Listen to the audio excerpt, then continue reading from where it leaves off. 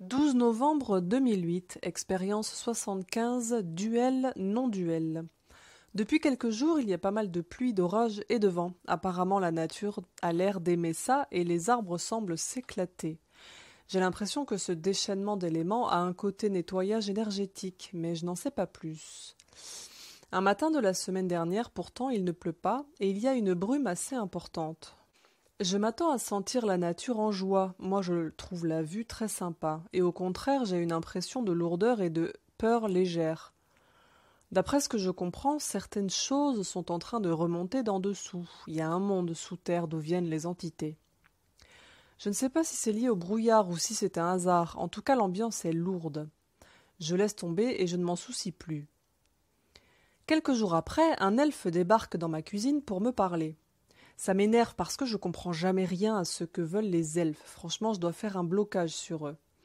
D'après ce que je comprends, il veut de l'aide, mais malgré tous mes efforts, je ne comprends pas pourquoi faire. Peut-être un jour sans, des fois je ne comprends rien de rien. Au final, je crois que l'elfe s'est lassé et me laisse en plan. Je laisse courir en me disant que je ne peux pas faire plus si je ne comprends pas. Comprenez que ça m'arrive plusieurs fois par jour de voir débarquer un humanoïde d'énergie qui veut me parler. Donc des fois je laisse courir, surtout quand ma vie matérielle prend le dessus. Et je ne suis pas souvent réceptif, sinon je pourrais pas faire un mètre dans la rue sans être accosté par un esprit. Il y en a vraiment partout. Hier soir, je suis tranquillement dans mon salon quand je vois un truc bizarre du coin de l'œil. Je vois souvent des trucs bizarres du coin de l'œil, surtout des gens. Et puis quand je regarde de face, ils sont plus là. Je m'en soucie pas la plupart du temps parce que je suis habituée. Mais je vois passer furtivement au-dessus de moi un nuage noir plein de tentacules. Oups. Je cherche les entités négatives. J'en perçois aucune dans mon appartement. Du coup, je m'intéresse au vortex de mon salon. J'ai un vortex gardé par un elfe en plein dans mon salon. Je m'en suis aperçu que le soir d'Halloween en cherchant une source d'énergie pour mon tunnel. C'est dire comme je m'intéresse au monde des esprits et aux phénomènes telluriques en temps normal. Le gardien du vortex est négatif. En fait, il est sous moi et l'entité négative aussi. Je suis au 5e étage. Je renvoie l'entité chez elle et du coup l'elfe devient positif. En fait, c'est sûrement lui qui est venu me demander de l'aide. À mon niveau de perception, c'est pas évident de les distinguer.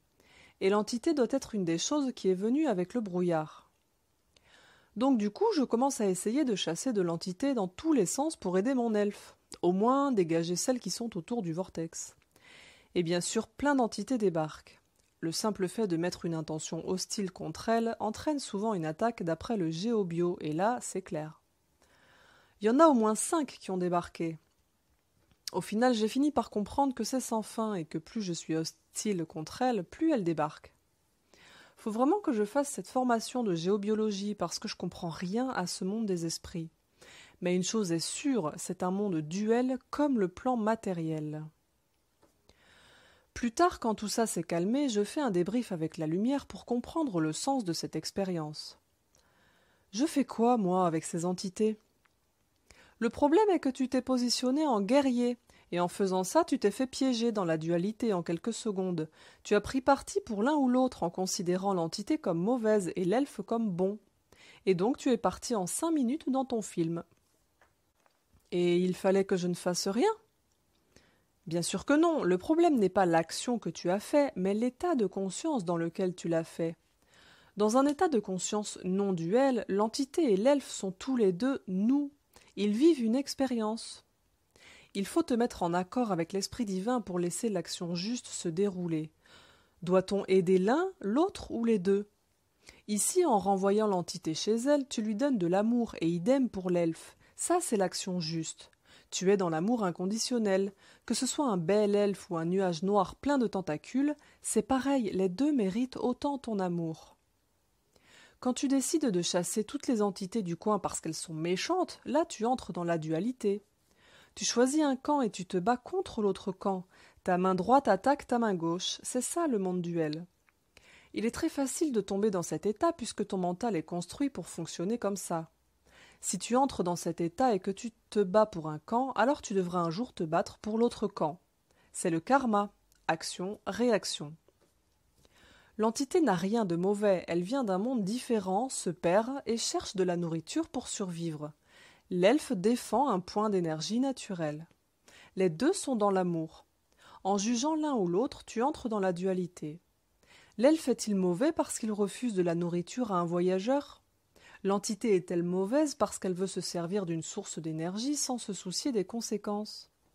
Tous les points de vue se défendent dans la dualité, tout dépend de quel côté tu te mets.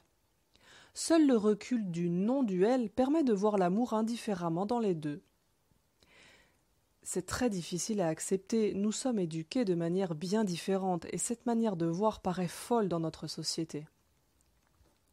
Pourtant c'est le seul moyen, il n'y a pas de bon ou de mauvais, il n'y a que des esprits divins qui jouent. Garde toujours ça à l'esprit et garde-toi de te faire absorber dans le jeu.